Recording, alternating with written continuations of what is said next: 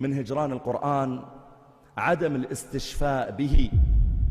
يقول الله جل وعلا: وننزل من القرآن ما هو شفاء ورحمة للمؤمنين. ويقول جل وعلا: قل هو للذين آمنوا هدى وشفاء.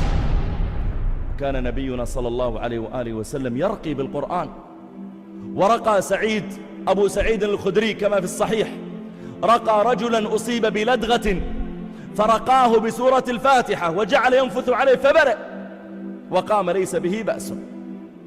ما هو شفاء؟ وقد جرب مرارا إلى اليوم الرقية بالقرآن على أمراض بعضها عجز الطب عن علاجها، فثبت لدى الأطباء سواء المسلمين أو غير المسلمين، ثبت أن هذا المريض تحسن حاله وربما شفي من مرضه كله، وهذا بشهادة الأطباء أنفسهم. الاستشفاء بالقرآن الشفاء القلبي.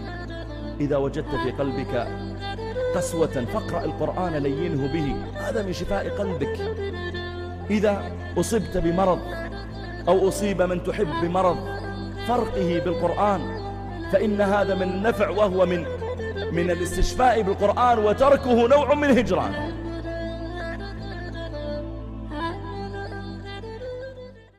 الحمد لله رب العالمين، الرحمن الرحيم، مالك يوم الدين، إياك نعبد وإياك نستعين، اهدنا الصراط المستقيم، صراط الذين أنعمت عليهم غير المغضوب عليهم ولا